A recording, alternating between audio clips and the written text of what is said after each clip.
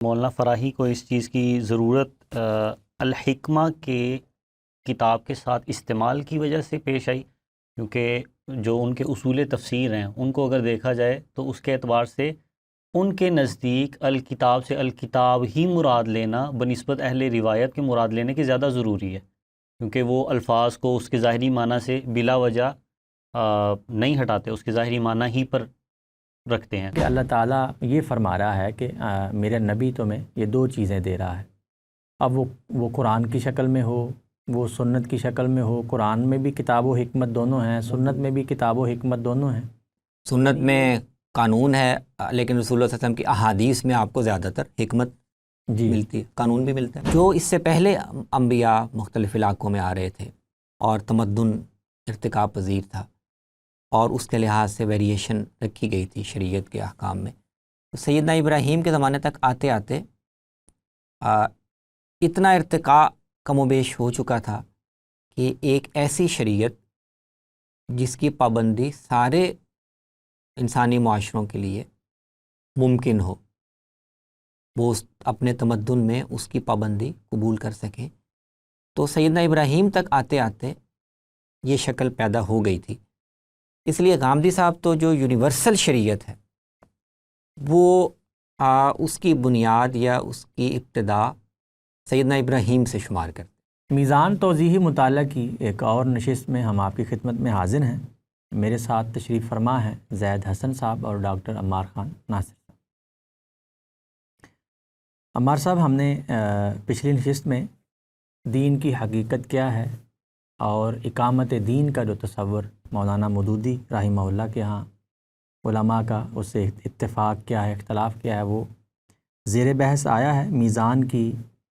دین حق کے جو فصل شروع ہوتی وہاں سے، اس کے بعد جو عنوان ہے میزان میں وہ کتاب و حکمت کا عنوان ہے، غامدی صاحب نے اس کے تحت لکھا ہے۔ تو یہ جو انہوں نے مفہوم بیان کیا ہے الکتاب اور الحکمہ، قرآن مجید نے جو اللہ کے نبی صلی اللہ علیہ وسلم کی ایک ڈیوٹی لگائی ہے، ان کی ذمہ داری لگائی ہے کہ وہ کتاب اور حکمت سکھاتے ہیں۔ تو یہاں پر غامدی صاحب نے جو مفہوم واضح کیا ہے، اس کا اور ہمارے متقدمین کا کیا اختلاف ہے، اور جو مفہوم سمجھا جاتا ہے جی، تو اس میں آپ کیا مصداقات ہیں اور کیا فرق ہے؟ جی، یہ جو الکتاب والحکمہ، یہ تعبیر قرآن مجید میں بہت جگہ آئی ہے۔ نبی صلی اللہ علیہ وسلم کی ذمہ داری یا آپ کا کار منصبی بیان کرتے ہوئے خاص طور پر ذکر ہوا ہے، جو علمہم الکتاب والحکمہ یتلو علیہم آیاتہ ویعلمہم الکتاب والحکمہ ویزکیہم۔ تو اس آیت کے تحت بھی اور باقی جگہوں پر بھی جہاں یہ تعبیر آئی ہے الکتاب والحکمہ، اس میں آپ کو مفسرین کے ہاں دو تین رجحان دکھائی دیتے ہیں، اس لیے کہ یہ دونوں لفظ جو ہیں قرآن مجید میں الگ الگ بھی آئے ہیں، کہیں الکتاب کہیں الحکمہ، کئی جگہوں پر یہ اکٹھے بھی آئے ہیں۔ تو جب یہ الگ الگ آئے ہیں تو اس میں بھی ان کے مصداقات کئی ہیں، کتاب کا لفظ کئی معنوں میں آیا ہے، الحکمہ کی تعبیر بھی یہاں اکیلی آئی ہے، تو وہاں عام طور پر اس سے دانش کی باتیں، فہم کی باتیں، بصیرت، اور اگر کسی دینی تناظر میں آئی ہے، انبیاء کے حوالے سے آئی ہے، تو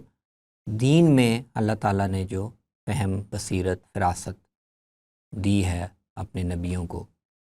عام طور پر مفسرین وہ مراد لیتے ہیں۔ جب یہ دونوں چیزیں اکٹھی آتی ہیں الکتاب والحکمہ، تو یہاں پر بھی آپ کو مفسرین کے گروہ میں ایک رجحان یہ دکھائی دیتا ہے کہ الکتاب سے مراد قرآن مجید اور الحکمہ سے مراد ہے دین کا فہم، دین میں اللہ تعالیٰ اپنے نبیوں کو جو بصیرت عطا کرتا ہے، الحکم والنبوہ، فیصلے کی صلاحیت۔ تو ایک رجحان یہ ہے، کتاب سے مراد قرآن ہے، حکمت سے مراد جو اللہ تعالیٰ نے آپ کو بصیرت، اس میں اور حدیث و سنت بھی شامل کرتے ہیں، وہ ایک دوسرا رجحان ہے کہ کتاب سے، اور وہ بنیادی طور پہ امام شافعی رحمہ اللہ نے اس رجحان کو بیان کیا، بعض مفسرین غالباً مجاہد سے بھی شاید منقول ہے کہ الکتاب سے مراد قرآن مجید ہے، اور الحکمہ سے مراد رسول اللہ صلی اللہ علیہ وسلم کو قرآن کے علاوہ جو علم دیا گیا، جو ہمیں سنت میں ملتا ہے، الحکمہ سے مراد وہ ہے۔ اچھا، بعض مفسرین نے ان دونوں کو تطبیق بھی دی ہے کہ ان دونوں میں کوئی فرق نہیں ہے۔ الحکمہ سے مراد اصل میں تو اللہ تعالیٰ کی طرف سے دی گئی بصیرت اور فہم اور فقہ فی الدین ہے، تو سنت تو اسی کا مظہر ہے۔ تو رسول اللہ صلی اللہ علیہ وسلم کو دین کا علم اور دین میں بصیرت اور فہم عطا کیا گیا، سنت میں اسی کا اظہار ہوتا ہے، اس لیے یہ دونوں باتیں ٹھیک ہیں، ان میں کوئی ایسا تضاد نہیں ہے۔ اس میں ایک تھوڑا سا مختلف جو انداز اختیار کیا ہے، سب سے پہلے وہ مولانا فراہی نے اختیار کیا۔ انہوں نے قرآن مجید کے بعض استعمالات سے اور بعض قرائن سے ان کا مصداق متعین کرنے کا ایک تھوڑا اور طریقہ اختیار کیا ہے، جو ان کی کتاب مفردات القرآن میں بیان ہوا ہے۔ وہ یہ کہتے ہیں کہ اصل میں الکتاب والحکمہ، کتاب سے مراد چونکہ یہ تعبیر صرف رسول اللہ صلی اللہ علیہ وسلم کے بارے میں نہیں آئی، یہ پچھلے انبیاء کے بارے میں بھی آئی ہے، خاص طور پر عیسیٰ علیہ السلام، سیدنا مسیح علیہ السلام کے بارے میں آئی ہے۔ اور تو الحکمہ کے مفہوم میں تو زیادہ تردد نہیں ہوتا کہ اس سے مراد دین میں حکمت کی باتیں، دانائی کی باتیں، ایمان کی باتیں، اخلاق کی باتیں، اس لیے کہ اس مفہوم پر، ایمان اور اخلاق پر، خود قرآن مجید نے سورہ بنی اسرائیل میں اس کا اطلاق کیا ہے۔ یعنی جو مشہور رکوع ہے جس میں بنی اسرائیل کو دیے گئے اخلاقی ہدایات کا ذکر ہے، تو اس کے آخر میں اللہ تعالیٰ نے یہ فرمایا کہ ذالک مما اوحا الیک ربک من الحکمہ، یہ حکمت کی باتیں۔ اس طرح سیدنا لقمان نے جو نصیحتیں کی وہ بھی ایمان سے، اخلاق سے متعلق ہیں، وہاں پر بھی یہی آیا وَلَقَدْ آتَيْنَا لُقْمَانَ الْحِکْمَةَ، اللہ کا شکر ادا کرو۔ تو حکمہ کے بارے میں تو عام طور پر اہل علم نے صحیح سمجھا ہے کہ اس سے مراد یہ چیزیں ہیں، کیونکہ خدا پر ایمان بھی ایک بڑی دانائی اور بصیرت کی بات ہے، اخلاقیات کو سمجھنا، اس کو عمل میں لانا۔ تو مولانا فرائی کی تشخیص یہ ہے، یا ان کا تجزیہ یہ ہے کہ اصل میں کتاب کے لفظ کو اس کا مصداق متعین کرنے میں یہاں اہل علم سے تھوڑا سامو ہوا ہے، جس کی وجہ سے الکتاب والحکمہ کا جو صحیح مصداق تھا اس طرف متوجہ نہیں ہوئے۔ وہ یہ کہ الکتاب کو متبادر مفہوم کے لحاظ سے سب نے قرآن کے معنی میں لے لیا، کیونکہ کتاب مشہور معنی کے لحاظ سے کتاب کو کہتے ہیں، اور انزل اللہ علیک الکتاب، ذالک الکتاب قرآن کے بارے میں آئی بھی ہے۔ مولانا کہتے ہیں کہ الکتاب کا دوسرا مفہوم وہ جو قرآن کے استعمالات سے واضح ہوتا ہے وہ شریعت ہے، یعنی وہ قانون جو اللہ کی طرف سے انسانوں پر لازم کیا گیا اور ان کو اس کا پابند بنایا گیا، تو جیسے کتاب اللہ علیکم حتی یبلغ الکتاب اجلہ، تو یہ جو مفہوم ہے کہ اللہ کا ایک قانون ہے اور ضابطہ ہے جو دیا گیا ہے اور تم اس کے پابند ہو، یہ بھی اس کا ایک مفہوم ہے۔ تو اس طرح وہ الکتاب کو قانون کے معنی میں لیتے ہیں جس کا مطلب ہے شریعت، اور الحکمہ کو دانائی، بصیرت، دانش کے معنی میں جس کا دینیات میں اطلاق ایمانیات اور اخلاقیات پر ہوتا ہے۔ تو اس طرح وہ یہ اس تعبیر کا مصداق یہ متعین کرتے ہیں، اللہ تعالیٰ نے اپنے نبیوں کو جو دین دیا ہے وہ بنیادی طور پر وہ یہی تو دو چیزیں ہیں، یا وہ ایمانیات و اخلاقیات ہیں، اور یا وہ شریعت کے کچھ احکام اور ضابطے ہیں۔ تو الکتاب والحکمہ سے مراد پورا دین ہے، الحکمہ اس کے اس حصے کو بیان کرتی ہے اور الکتاب اس کے شریعت والے حصے کو بیان کرتا ہے۔ تو اس لیے الکتاب والحکمہ کا مطلب ہے شریعت اور ایمانیات و اخلاقیات۔ اچھا، یہ مولانا فراہی کو اس چیز کی ضرورت الحکمہ کے کتاب کے ساتھ استعمال کی وجہ سے پیش آئی، کیونکہ جو ان کے اصول تفسیر ہیں ان کو اگر دیکھا جائے تو اس کے اعتبار سے ان کے نزدیک الکتاب سے الکتاب ہی مراد لینا بنسبت اہل روایت کے مراد لینے کے زیادہ ضروری ہے، کیونکہ وہ الفاظ کو اس کے ظاہری معنی سے بلا وجہ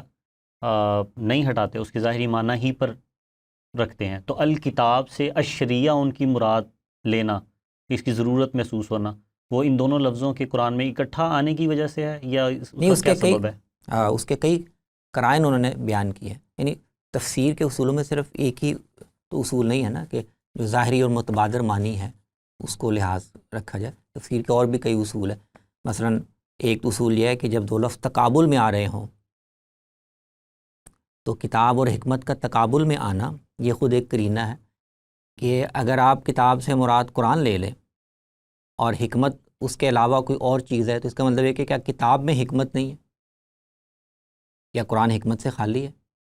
تو ایسا تو نہیں ہے. تو حکمت کے تقابل میں آنے کا تقاضا یہ ہے کہ کتاب سے مراد ایسی چیز لی جائے جس میں حکمت کا پہلو نمایاں نہ ہو اور اس میں یہ پہلو نمایاں ہو. تو قرآن تو صرف یعنی قرآن کا تقابل حکمت سے یہ خود ایک قرینہ ہے. اس طرح اور بھی انہوں نے بیان کیے کہ سیدنا مسیح علیہ السلام کو اللہ تعالیٰ نے فرمایا میں نے تمہیں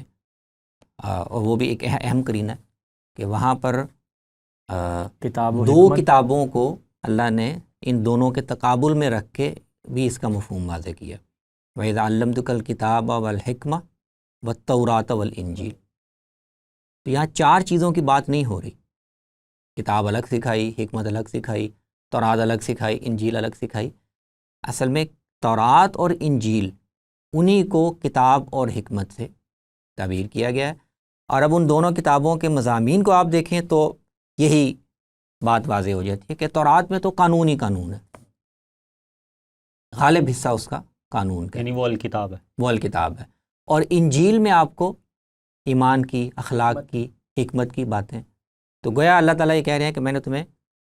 کتاب سکھائی اور حکمت سکھائی، یعنی تورات بھی سکھائی اور انجیل بھی سکھائی. تو یہ ایک قرینہ ہے. اور بھی کئی چیزیں انزال کی تعبیر اختیار کی گئی ہے. انزل اللہ علیک الکتاب والحکمہ. تو انزال بھی سنت کے لیے یا رسول اللہ صلی اللہ علیہ وسلم پر جو الگ سے وحی آئی تو قرآن مجید میں اس کے اس طرح نظائر نہیں ہے کہ اس کے لیے انزال کا لفظ، اس کے لیے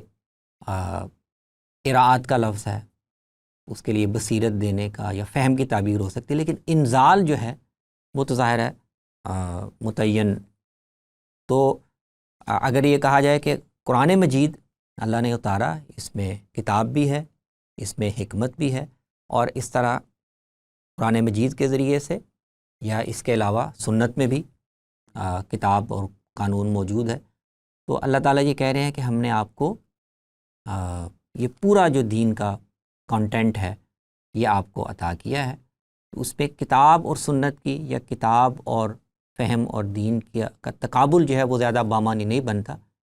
قرآن کے عرف کے لحاظ سے، نظائر کے لحاظ سے یہ مفہوم زیادہ برمحل بنتا ہے. اس میں دین کے مشمولات جو دو نوعیت کے مشمولات ہیں ان کا قرآن مجید نے ذکر اچھا، کیا. ہماری روایت کے اندر یہ تصور بھی اس حوالے سے پایا جاتا ہے ان الفاظ کو سامنے رکھتے ہوئے کہ الکتاب سے مراد وحی ایک قسم ہے اور الحکمت سے مراد وحی کی دوسری قسم ہے، کیونکہ روایت کے اندر تو وحی کتاب کے علاوہ کی صورت میں بھی آپ صلی اللہ علیہ وسلم کے اوپر آتی ہے، جس سے فراہی مکتب جو ہے اس کا تھوڑا سا اختلاف ہے. تو یہ تصور بھی اہل روایت میں ان الفاظ کو سامنے رکھتے ہوئے پایا جاتا ہے. آپ کی نظر میں کچھ ایسا ہے؟ نہیں، جو ابھی میں نے حوالہ دیا نا کہ اب امام شافعی رحمہ اللہ اور ان کے بعد اہل علم کا بڑا ایک گروہ وہ اسی طرح کہتا ہے کہ الکتاب سے مراد یہ قرآن ہے اور الحکمہ سے مراد وہ وحی ہے جو رسول اللہ صلی اللہ علیہ وسلم پر قرآن کے علاوہ اتری نازل کی گئی. تو یہ رجحان تو موجود ہے. فرائی مکتب فکر کا اس میں اختلاف نہیں ہے کہ رسول اللہ پر قرآن کے علاوہ وحی آتی تھی یا نہیں آتی تھی. وہ تو کہتے ہیں کہ جو سنت ہے جو رسول اللہ صلی اللہ علیہ وسلم نے امت میں جاری کی اس کا بڑا حصہ اس میں رسول اللہ کے اپنے اجتہاد کا بھی دخل ہے، لیکن بنیادی طور تو وہ سنت بھی وحی کے ذریعے سے آپ کو تعلیم ظاہر دی. جبریل امین نے ہی سکھائی ہے، انہوں نے آ اللہ کر کے نماز نبی کے اوقات سکھائے اس سارا کے کچھ. دوسرے. تو آپ پر وہی آنا یہ کوئی نقطہ نزاع نہیں ہے، اس میں کوئی. تو اس میں یہ اس کو دین حق کے تحت بیان کیا گیا ہے اور اس میں مطلب اختلاف کو اجاگر کیا گیا ہے اور اس کے معنی، مفاہیم، مصداقات متعین کیے گئے. تو یہ کیوں اس میں یعنی یہ کہنا چاہ رہے ہیں کہ دین یعنی عبادت کے بعد اب یہ دین جو اللہ نے اس دیا فصل ہے، کا جو اصل میں بنیادی موضوع ہے نا وہ یہ ہے کہ دین کا ایک پورا نقشہ سامنے آ جائے اور اس کے کنٹینٹ کو بیان کرنے کے لیے جو اصطلاحات، دینی اصطلاحات قرآن میں آئی ہیں وہ واضح ہو جائے. تو دین کا پورا ایک نقشہ یا ایک ڈھانچہ، اس میں اصل اور فرع کیا ہے، تقاضے کون سے ہیں، بنیادی ذمہ داریاں کون سی ہیں، وہ واضح ہو جائیں. اور ان سب چیزوں کو بیان کرنے کے لیے خود دین نے جو اصطلاحات استعمال کی ہیں، اس لیے آپ دیکھیں اس میں یہاں کتاب و حکمت کی اصطلاحات کی وضاحت کی گئی ہے، آگے نبوت اور رسالت کی اصطلاح واضح کی گئی ہے، پھر آگے چل کر ایمان اور اسلام کی اصطلاحات اور ان کا مفہوم واضح کیا گیا ہے، پھر تزکیہ اور احسان. تو ضروری دینی اصطلاحات جو دین کے اس پورے کنٹینٹ کو بیان کرنے کے لیے استعمال ہوتی ہیں، تو ان کی وضاحت بھی اس فصل کا ایک. اس میں جب ہم یہ غامدی صاحب لکھ رہے ہیں کہ کتاب و حکمت، تو اس سے مراد وہ کہنا چاہ رہے ہیں کہ اللہ تعالیٰ یہ فرما رہا ہے کہ میرے نبی تمہیں یہ دو چیزیں دے رہا ہے.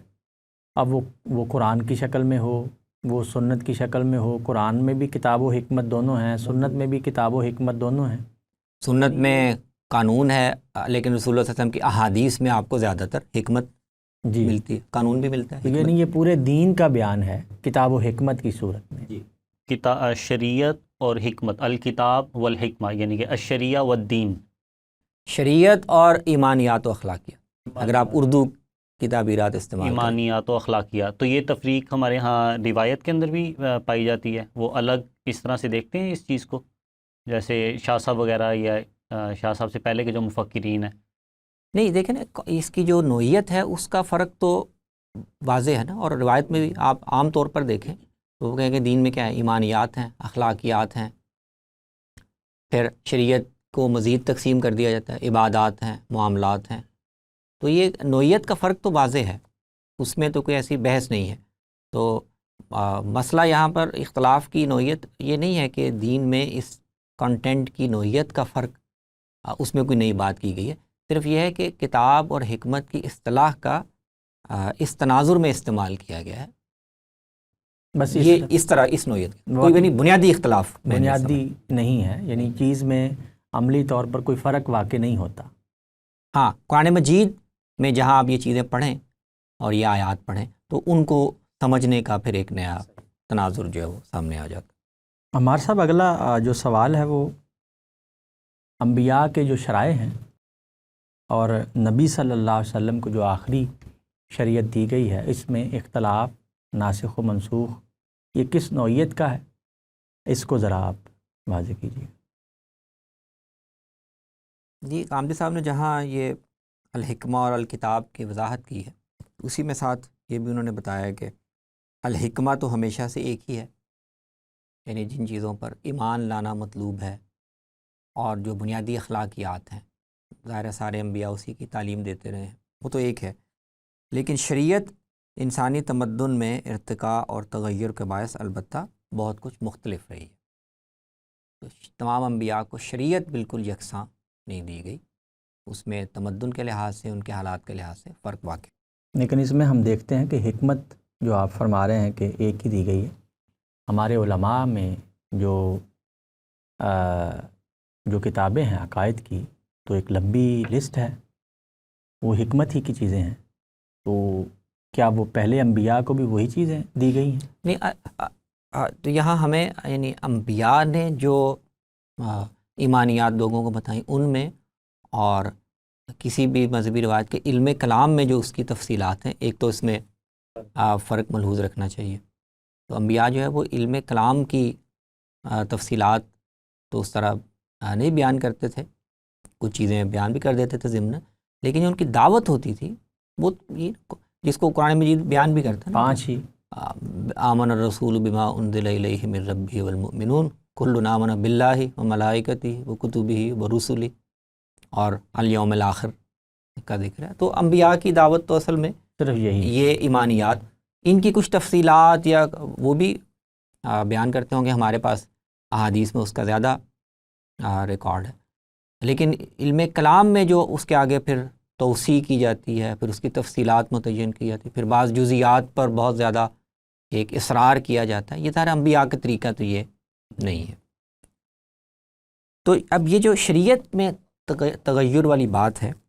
اس کا ایک پہلو تو وہ ہے جو ابھی ہم ڈسکس کر چکے کہ جمہور اہل علم کی رائے یہ ہے، اور عملی نتیجے کے لحاظ سے مولانا مودودی بھی اس سے اتفاق کی شاید کریں گے، کہ تمام انبیاء ان کو جو شریعت کے احکام دیے گئے، تو ہر نبی کو یہ پورا جو پیکج ہمیں مثلا تورات میں ملتا ہے یا قرآن میں ملتا ہے، تو یہ نہیں دیا گیا۔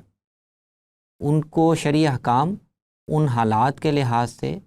یا ان ذمہ داریوں کے لحاظ سے دیے گئے جو ان کو انجام دینی تھی۔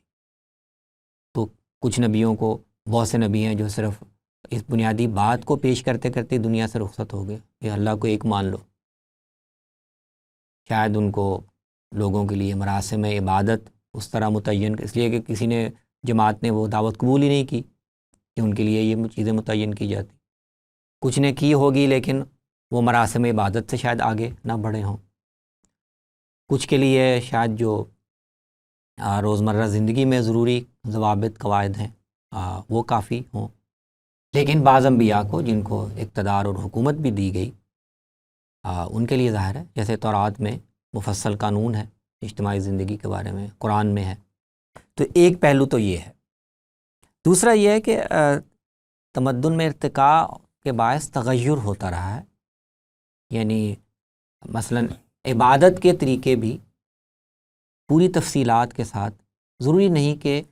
نماز کا جو ضابطے، جو اس کی تفصیلات سیدنا نوح کی قوم کے لیے ہوں، بعینی ہی وہی بعد کے انبیاء کے لیے ہوں، یا رسول اللہ صلی اللہ علیہ وسلم کے لیے نماز کا جو ایک پورا نظم بنایا گیا ہے، بعینی ہی یہی نظم بنی اسرائیل کے لیے ہو۔ لیکن اس میں حالات کے تغیر سے اس نماز کا کیا تعلق ہے؟ یعنی نماز تو یہ ایک پہلو ہے، یعنی ارتقاء اور تغیر ایک پہلو ہے جس سے ہم شریعت میں تبدیلیوں کے ایک پہلو کو واضح کر سکتے۔ دوسرا پہلو وہ بھی اہم ہے، جس کو غامدی صاحب نے شاید اس طرح نمایاں نہیں کیا،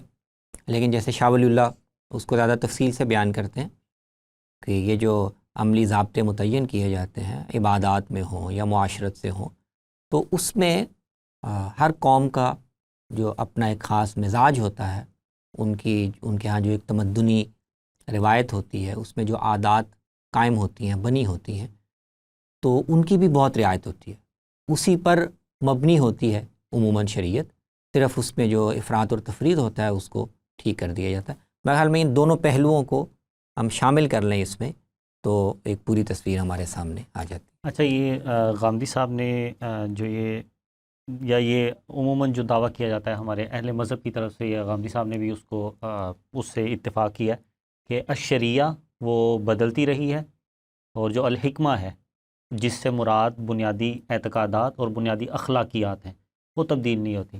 بنیادی اعتقادات کی حد تک تو تسلیم کیا جا سکتا ہے، مانا جا سکتا ہے، کیونکہ وہ ایک نظریاتی چیز ہے، اس کا تعلق ہی علم الہی کے ساتھ ہے، علم الہی کے بغیر اس کا تعلق کوئی بنتا نہیں ہے۔ تو اس میں تسلیم کیا جا سکتا ہے کہ آپ کے سامنے جو پرانی شرائع ہیں، اس کے جو ریکارڈ ہیں الوہی مذاہب کے، وہ آپ دیکھ کے فیصلہ کر سکتے ہیں کہ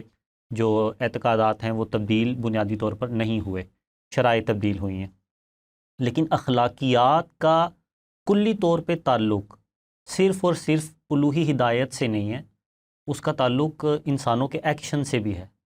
کہ انسان کن بنیادی اخلاقیات کے مطابق زندگی گزارتے رہے ہیں، کن بنیادی اخلاقیات کے نزدیک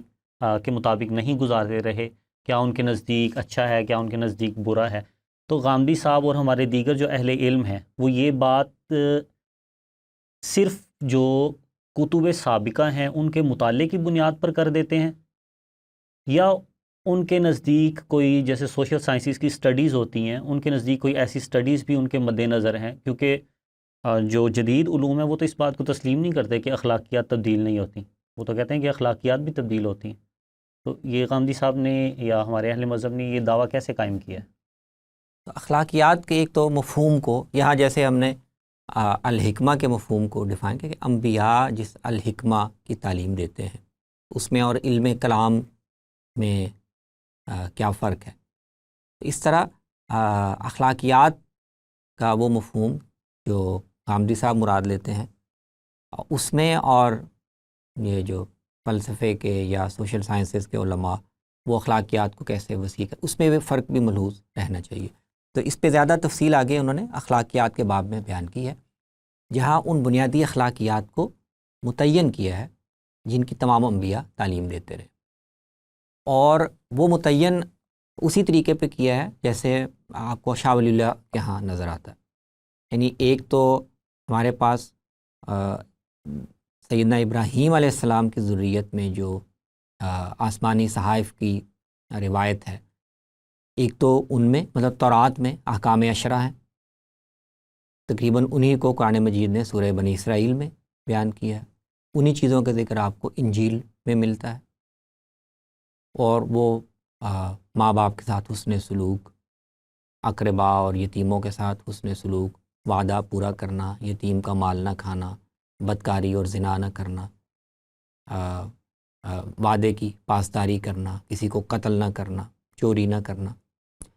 یہ وہ چیزیں ہیں جس کو آپ کہہ سکتے ہیں کہ یہ یونیورسل اخلاقیات۔ تو دینی روایت میں بھی انہی چیزوں کی سارے انبیاء اسی کی بات کر رہے ہیں،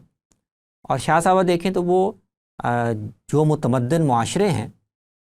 ان کے مطالعے سے بھی آپ کو، اور دنیا کی جو مذہبی روایتیں ان کے مطالعے سے بھی آپ کو یہی دکھائی دیتا ہے کہ کم سے کم ان اخلاقیات کے خلاف کوئی مذہب تعلیم نہیں دے رہا، کوئی مذہب یہ نہیں کہہ رہا کہ قتل کرو لوگوں کو، کوئی مذہب اس کو جواز نہیں دے رہا کہ یتیم کا مال کھا جاؤ، کوئی یہ نہیں کہہ رہا کہ مظلوم کے ساتھ کھڑے نہ ہو، کوئی یہ نہیں کہہ رہا کہ وعدہ کر کے مکر جاؤ، کوئی یہ نہیں کہہ رہا کہ ماں باپ اور اقربا کے حقوق کا خیال نہ رکھو، یہ تو کوئی بھی نہیں کہہ رہا۔ تو دینی روایت سے بھی اور متمدن انسانوں کے معاشروں کے مطالعے سے بھی یہی واضح ہوتا ہے کہ یہ بنیادی اخلاقیات ہیں جو انسان کی فطرت میں بھی ہیں، ان کا ظہور انسانی معاشروں میں بھی ہوا ہے، انبیاء نے بھی آ کر اسی کی تعلیم دی ہے، تو اس کو وہ کہہ رہے ہیں فطری اخلاقیات۔ ہاں، جب وہ اب جو معاشرے میں قوانین بنتے ہیں، ضابطے بنتے ہیں، تو اس میں بھی اخلاقیات جھلکتی ہے، وہ ظاہر ہے پھر فرق، وہ اطلاق ہوتا ہے، اس میں آپ کو ہر معاشرے کی یعنی اطلاق میں یونانی معاشرے کی کچھ اور ہوگی، ہندی معاشرے کی کچھ اور ہوگی، تو وہاں پر فرق آ سکتا ہے۔ آپ کو نہیں لگتا کہ شاہ صاحب یہ جو اخلاقیات کے جامد ہونے کا یا اخلاقیات کے قابل تبدیل ہونے کا جو تصور ہے، اس میں شاہ صاحب کا تھوڑا سا اختلاف محسوس ہوتا ہے؟ شاہ صاحب نے واضح طور پر کہیں نہیں لکھا، لیکن جیسے وہ اپنا پورا بناتے ہیں فریم ورک، اس سے محسوس ہوتا ہے، کیونکہ وہ کہتے ہیں کہ جو انسان کی پریکٹسز ہیں، جو جس کو ہم ابھی کہہ رہے ہیں کہ وہ اس کا عملی اظہار، انسان کی پریکٹسز، اس کی رسوم وہ تبدیل ہوتی ہیں، اور وہ رسوم قائم ہوتی ہیں اخلاقی نظریات پر۔ اخلاقی نظریات بنائے جاتے ہیں اس چیز پر جس کو وہ رائے کلی کہتے ہیں، کہ پوری امت یا پوری انسانیت جسے ایک رائے کلی پر جمع ہو گئی، وہ ایک اخلاقی اصول بن جاتا ہے، عالمگیر اصول بن جاتا ہے، اس کے مطابق پریکٹسز زمانوں اور جگہ کے اعتبار سے مختلف ہوتی رہتی ہیں، لیکن ان پریکٹسز میں، ان رسوم میں اختلاف شاہ صاحب کے نزدیک پیدا ہوتا ہے، اور اختلاف جب پیدا ہوتا ہے تو اس کی جو بنیاد ہے وہ بھی تبدیل ہوتی ہے۔ وہ اگر اللہ کے ہاں قابل قبول ہو تو اس بنیاد کو رائج کرنے کے لیے اللہ تعالیٰ ان میں سے کچھ اصحاب قوت لوگوں کو پیدا کرتے ہیں جو ڈنڈے کے زور پہ اس بنیاد کو قائم کرتے ہیں، اور مال اعلیٰ میں ان کے لیے باقاعدہ دعائیں ہوتی ہیں جب وہ ایک رائے کلی کے طور پر سامنے آ جاتی ہے۔ تو شاہ صاحب کے پروجیکٹ میں ایسا محسوس ہوتا ہے کہ شاہ صاحب کے نزدیک جو اخلاقیات ہیں، جو موجودہ اخلاقیات ہیں، شاہ صاحب یہ مانتے ہیں کہ ان سے اختلاف کرنا کسی ایک فرد کے لیے یا دوسرے فرد کے لیے یہ مناسب نہیں ہے،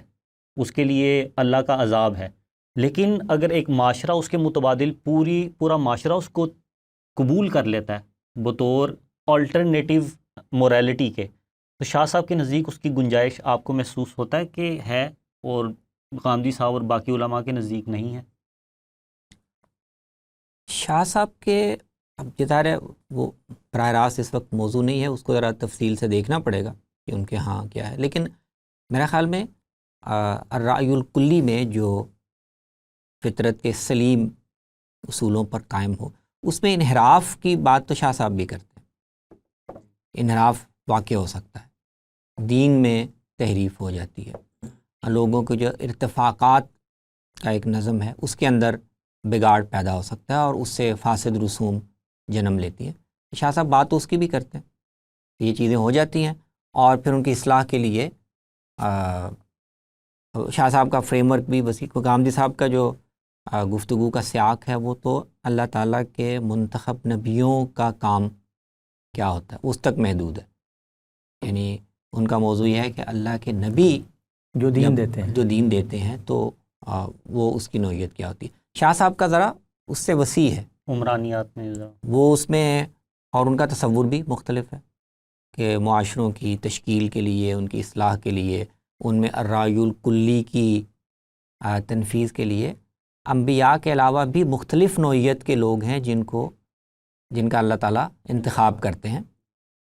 ان پر ضروری نہیں کہ سب پر وحی اور الہام کے ذریعے سے رہنمائی ہو، لیکن فطری طور پر یا اور طریقوں سے ان کو ایسی رہنمائی مہیا کی جاتی ہے، ان میں اتنی سمجھ اور بصیرت ان کو ودیت کی جاتی ہے کہ وہ اپنے معاشرے کی ان ضرورتوں کو سمجھتے ہیں اور پھر اس میں ایک کردار ادا کر سکتے ہیں۔ تو کمپیریزن تھوڑا اس لحاظ سے نہیں بنتا کہ ان کا فریم ورک شاہ صاحب کا مختلف ہے، ہاں اس کا جو حصہ انبیاء کے کام سے متعلق ہو اس کو موازنہ کرنا چاہے تو ہم کر سکتے ہیں۔ اچھا، اسی یہی جو نقطہ ہے کہ شرائع میں زمانوں کے اختلاف کی وجہ سے اختلاف کو مانا جاتا ہے، اور اخلاقیات میں کہا جاتا ہے کہ وہ ایک جگہ پر ہیں اور تمام انبیاء نے ایک طرح کی اخلاقیات کا درس دیا، تو شرائع میں اختلاف کا سبب جب زمانے ہیں اور مختلف مقامات ہیں، تو آپ صلی اللہ علیہ وسلم کی جو نبوت ہے اور رسالت ہے اس میں عالمگیریت کو کیسے تسلیم کیا جائے گا؟ کیونکہ زمانے تو ان میں تو اختلاف ہو رہا ہے، ارتقاء ہو رہا ہے زمانے کا بھی، انسانی علم کا بھی، سماج کا بھی، تو آپ صلی اللہ علیہ وسلم کی نبوت اور رسالت وہ کیسے قیامت تک کے لیے متعین کر دی گئی؟ اب اس سوال کو شاہ صاحب نے بھی موضوع بنایا، غامدی صاحب نے بھی اس کو موضوع بنایا۔ غامدی صاحب کا رجحان اس مسئلے کے جن مختلف پہلوؤں کو انہوں نے اس کتاب میں مختلف جگہوں پر یا باقی تحریروں میں موضوع بنایا ہے، تو غامدی صاحب کا رجحان یہ معلوم ہوتا ہے کہ اللہ تعالیٰ نے اصل میں اپنے دین کی یا شریعت کی ایک پیاری شکل وضع کرنے کے لیے، جو دنیا کے سارے لوگوں کے لیے ایک نمونہ اور معیار بن سکے، اس کے لیے ذریت ابراہیم کا انتخاب کیا۔ اور جو اس سے پہلے انبیاء مختلف علاقوں میں آ رہے تھے اور تمدن ارتقاء پذیر تھا اور اس کے لحاظ سے ویریشن رکھی گئی تھی شریعت کے احکام میں، تو سیدنا ابراہیم کے زمانے تک آتے آتے اتنا ارتقاء کم و بیش ہو چکا تھا کہ ایک ایسی شریعت جس کی پابندی سارے انسانی معاشروں کے لیے ممکن ہو، وہ اپنے تمدن میں اس کی پابندی قبول کر سکیں، تو سیدنا ابراہیم تک آتے آتے یہ شکل پیدا ہو گئی تھی۔ اس لیے غامدی صاحب تو جو یونیورسل شریعت ہے وہ اس کی بنیاد یا اس کی ابتدا سیدنا ابراہیم سے شمار کرتے، تو پہلے ان کی ذریت میں جاری کی گئی، اختلاف اس میں بھی دوسرے اسباب سے ہے، قوم کے عادات اور اس کے لحاظ سے، لیکن شریعت کے وہ سارے ہی پہلو جن کا تعلق مراسم عبادت سے ہو، صفائی ستھرائی تطہیر سے ہو، ولادت اور وفات کے مراسم سے ہو، نکاح طلاق شادی اس سے متعلق ہو، تو وہ بنی اسرائیل کو بھی دی گئی، بنی اسماعیل کو بھی دی گئی، اور یہی شریعت تھی جو سیدنا ابراہیم کو دی گئی، اسی کی پیروی کی رسول اللہ صلی اللہ علیہ وسلم کو تلقین کی گئی۔ تو غامدی صاحب اس ملت کو یا اس شریعت کو چونکہ بنیادی طور پر سیدنا ابراہیم ہی کی ملت کی تسلسل قرار دیتے ہیں، جس میں کچھ چیزوں کا رسول اللہ صلی اللہ علیہ وسلم نے اضافہ کیا، تو ان کے ہاں تو یونیورسیلٹی کی ابتدا سیدنا ابراہیم سے ہوتی ہے، اور اس لیے آپ کو نظر آتا ہے کہ وہ بنی اسرائیل کے لیے جو خاص احکام دیے گئے، سخت احکام ان کے لیے دیے گئے، کچھ ضروری ایسی چیزیں جو ہماری شریعت میں نہیں ملتی، ان کی بھی وہ توجیہ کرتے ہیں کہ جب شریعت بنیادی طور پر ایک تھی تو بنی اسرائیل کو جو خصوصی احکام دیے گئے، کھانے پینے میں بعض پابندیاں لگائی گئیں یا اور چیزیں، تو اس کی کوئی زائد وجہ ہونی چاہیے جو ان کو ان کے ساتھ خاص کرے. تو ان کا رجحان یہ ہے کہ ان خاص چیزوں کو نکال کر جو بنی اسرائیل پر کسی زائد وجہ سے عائد کی گئی تھی، بنیادی طور پر شریعت سیدنا ابراہیم کو دی گئی، وہ یونیورسل شریعت تھی، وہی چلی آ رہی تھی. رسول اللہ صلی اللہ علیہ وسلم نے اسی کی تجدید کی، اس میں ضروری اضافے کیے، اصلاحات کی، اور اس کو ایک آفاقی شریعت کے طور پر دنیا میں متعارف کروا دیا. تو یہ شریعت غامدی صاحب نے اس کی کنٹینٹ بھی بتا دیا کہ اس کا تعلق مراسم عبادت سے ہے، جسم کی صفائی ستھرائی کے آداب اور رسوم ہیں، مردے کی تجہیز و تکفین سے متعلق معاملات ہیں، کچھ تہوار ہیں، نکاح و طلاق ہے، نکاح و طلاق کے ضروری آداب ہیں. تو ان کے نقطہ نظر سے تو اس میں کوئی چیز ایسی نہیں ہے جس کے یونیورسل ہونے میں کوئی چیز مانے ہو. دنیا میں ہر جگہ اب تک بھی مسلمان سارے معاشروں میں اس کو اڈاپٹ کرتے رہے ہیں. اور تھوڑی بہت تبدیلی تو ظاہر ہے وہ آئے گی. وہ جب وہ اپنا دین چھوڑ کر اس شریعت میں آئیں گے تو اپنی چیزیں چھوڑ کر ہی آئیں گے نا. نہیں، لیکن ایسی کوئی رکاوٹ نہیں ہے، ایسا کوئی معنی نہیں ہے کہ اب اس شریعت کو یہ کلچر تو اڈاپٹ کر سکتا ہے، یہ نہیں کر سکتا. ایسی کوئی اس لیے ایک یونیورسل شریعت ہے. اور اس میں غامدی صاحب نے دوسرا کام بھی کیا، وہ ہم آگے الگ سے دیکھ سکتے ہیں کہ رسول اللہ کے مخاطبین کے لیے کچھ خصوصی احکام تھے. اس طرح آپ جس کلچر میں، جس تمدن میں آپ کو ذمہ داری دی گئی، تو وہاں کے خاص حالات کی مناسبت سے کچھ ہدایات دی گئی، کچھ اللہ کے رسول کے لیے خاص ہیں، اس کے ساتھ کچھ خاص امہات تھی. المومنین اس کو ہم کے لیے. تدبر سے، غور سے فرق سمجھ سکتے ہیں. جیسے مثلاً اموال غنیمت کی تقسیم کا معاملہ تھا، تو یہ تو اس خاص تمدن میں جو صورتحال تھی اس میں ایک بندوبست کا طریقہ بتایا گیا. وہ شریعت تو نہیں ہے. بات وہ شریعت یعنی اپنے اطلاق میں شریعت ہے، لیکن وہ دوسرے معاشرے یا آج ہم کیسے معاملہ کریں گے ان کے لیے تو ہم نہیں. اس کے پیچھے جو ایک اصول کام کر رہا ہے وہ ہم اس کو ملحوظ رکھیں گے، لیکن اس کی تفصیل میں ہم فرق کر سکتے ہیں. تو اس طرح سے وہ یونیورسیلٹی کے مسئلے کو تو اس میں یہ ایڈریس کرتے ہیں. جب اللہ کے نبی صلی اللہ علیہ وسلم کی رسالت ہے، نبوت ہے، اس کو عالمگیر کہا جائے گا، تو پھر اس سے ہمیں یہ بات بھی معلوم ہوگی کہ اللہ کے نبی صلی اللہ علیہ وسلم آخری نبی ہیں آپ کے بعد، یعنی ختم نبوت ہے، اور نبوت قیامت تک کے لیے اب ختم ہو گئی. تو یہ بھی پہلو غامدی صاحب نے جی یہ سارا انہوں نے بیان کرنے کے بعد آخر میں اس دین کے بارے میں جو مسلمانوں کی دینی روایت کا ایک متفقہ مسلمہ ہے وہ بیان کیا ہے کہ اس دین کا نام اسلام ہے، اور اس کے بارے میں اللہ تعالیٰ نے اپنی کتاب میں فرمایا کہ بنی آدم سے وہ اس کے سوا ہرگز کوئی دوسرا دین قبول نہیں کرے گا. ان الدین عند اللہ الاسلام. اور نبوت بھی ختم ہو گئی ہے. تو دونوں ہی چیزیں ہماری متوارث دینی روایت کے مسلمات میں سے ہیں کہ حضور کا دین، اس کی دعوت ساری دنیا کے لیے ہے، اور رسول اللہ صلی اللہ علیہ وسلم پر نبوت ختم ہو گئی ہے. اب اس کے بعد کوئی ایسا منصب باقی نہیں ہے جو دین میں کوئی نئی بات لوگوں کو بتائے یا اس میں کوئی کمی بیشی کا مجاز ہو. اس میں ایک اصل میں یہ بنیادی طور پہ ایک سوال بھی بنتا ہے نا کہ غامدی صاحب کے نزدیک ابراہیم علیہ السلام کی جو شریعت ہے، عالمگیریت اس میں بھی تھی. تو ابراہیم علیہ السلام سے لے کے آپ صلی اللہ علیہ وسلم تک اتنے انبیاء کو الگ الگ سے بھیجنے کی، اور خصوصاً آپ صلی اللہ علیہ وسلم کے اوپر نبوت کو ختم کرنے کی غامدی صاحب پھر کیا حکمت بیان کرتے ہیں؟ وہ یہ تو ظاہر ہے یہ تو تاریخی اعتبار سے کوئی شرعی قوانین نافذ کرنے میں یا لوگوں کو عالمگیر شریعت دینے کے لیے یہ تو ضروری نہیں ہے کہ ایک نبی آئے، اس کی قوم اس کے ہدایات کے مطابق عمل کرے، اس میں کوئی ایرر آ جائے، پھر دوسرا نبی آئے تو وہ ایرر کو ٹھیک کرنے کے لیے یا ایرر کا ارتکاب بتانے کے لیے تو اللہ تعالیٰ نے اتنے انبیاء کو نہیں بھیجا. تو جب ابراہیم علیہ السلام کی شریعت کے اندر عالمگیریت تھی مکمل طور پہ، تو اس کے بعد سے آپ صلی اللہ علیہ وسلم تک کی درمیانی وقفے میں سینکڑوں انبیاء کو بھیجنے یا رسولوں کو بھیجنے کی کیا ضرورت ہے، اور آپ صلی اللہ علیہ وسلم کے اوپر نبوت کو کیوں ختم کیا گیا ہے، جبکہ شرائع کا اختلاف جو ہے وہ اس بنیاد پر ہے کہ زمانہ تبدیل ہو رہا ہے، تو زمانہ آپ کے بعد بھی تبدیل ہو رہا ہے. تو اس سوال کے دو جو میں آپ کے سامنے رکھ رہا ہوں، دو پہلو ہیں. ایک یہ کہ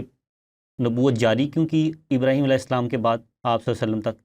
دوسرا آپ صلی اللہ علیہ وسلم کے بعد زمانے کی تبدیلی کے باوجود آپ کے اوپر نبوت ختم کیوں کر دی گئی. سیدنا ابراہیم کے بعد علیہ الصلوۃ والسلام نبوت جاری رکھنے کا سلسلہ تو ان کی ایک شاخ میں ہوا نا، یعنی بنی اسرائیل میں، اور وہ بھی بنیادی طور پر سیدنا موسیٰ علیہ السلام کے بعد تسلسل سے انبیاء آئے ہیں۔ سیدنا ابراہیم کی متصل بعد تو 2-3 نسلوں تک سیدنا یوسف تک نبوت رہی ہے، لیکن مصر میں سیدنا موسیٰ کے اور سیدنا یوسف کے درمیان بھی انبیاء آتے رہے ہوں، اس کا بظاہر کوئی ثبوت نہیں ملتا۔ تو اصل میں تو نبوت کو سیدنا موسیٰ علیہ السلام کی شخصیت سے کو دوبارہ جاری کیا گیا، اور اس کے بعد ثم ارسلنا رسلنا تترا۔ تو اس کی وجہ تو آپ کو قرآن سے بھی معلوم ہوتی ہے، بائبل سے بھی، کہ شریعت جو دے دی گئی تھی سیدنا موسیٰ علیہ السلام کو، وہ تو قائم تھی، تورات ان کے پاس تھی، شریعت محفوظ تھی، اسی کے پابند تھے، احبار اور رہبان موجود تھے، بتاتے تھے۔ انبیاء لیکن بنی اسرائیل اجتماعی طور پر کسی نہ کسی بگاڑ کا شکار ہو جاتے، شرک میں مبتلا ہو جاتے تھے، اخلاقی بگاڑ میں مبتلا ہو جاتے تھے، شریعت کو پس پشت ڈال دیتے تھے۔ تو بنی اسرائیل کے انبیاء تو اصل میں اسی شریعت کی تذکیر کے لیے، دوبارہ متوجہ کرنے کے لیے، اور ان کے اخلاقی بگاڑ کو ٹھیک کرنے کے لیے آتے تھے۔ سیدنا مسیح علیہ السلام تک، سیدنا مسیح علیہ السلام بھی کوئی نئی شریعت نہیں لے کے آئے، بھولی بھٹکی بھیڑوں کو وہ اسی کی تذکیر کے لیے آئے، اور ایک چند چیزیں ولی احل لکم بعض الذی حرم علیکم، چند ایک چیزوں میں جس میں بنی اسرائیل کے فقہا یا ان کے احبار نے بے جا سختیاں لوگوں پہ عائد کر دی تھیں، ان کی اصلاح کے لیے آئے۔ تو وہاں تو حکمت یہ تھی، ورنہ شریعت تو وہ ان کو دے دی گئی تھی۔ دوسری شاخ میں ایک روایت قائم کر دی گئی سیدنا اسماعیل علیہ السلام کے اولاد میں، وہ مجموعی طور پر قائم رہی۔ نبی صلی اللہ علیہ وسلم سے کوئی 300 سال پہلے تک بھی اس میں بنیادی طور پر بگاڑ آیا، تو وہ توحید اور شرک کے باب میں آیا۔ تو اس میں اللہ تعالیٰ نے انبیاء کی روایت جاری نہیں کی۔ پھر جب وہ خاص وقت آیا جس میں رسول اللہ صلی اللہ علیہ وسلم کی بعثت مقصود تھی، تو پھر اسی دین ابراہیمی کو، اسی روایت کو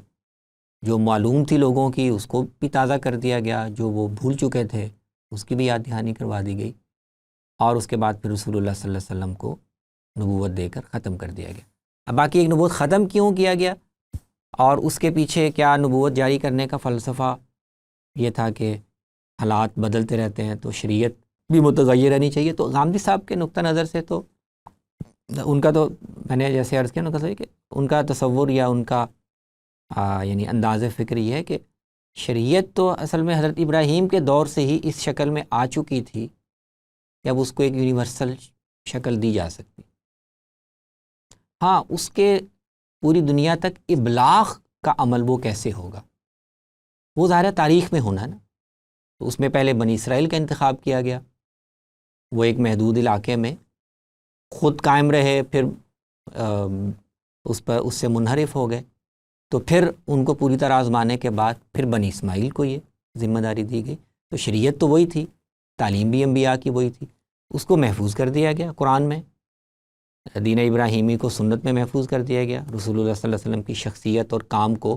قرآن میں اور تاریخ میں محفوظ کر دیا گیا۔ تو اب اصل میں اس کے ابلاغ کا عمل ہے پوری دنیا تک،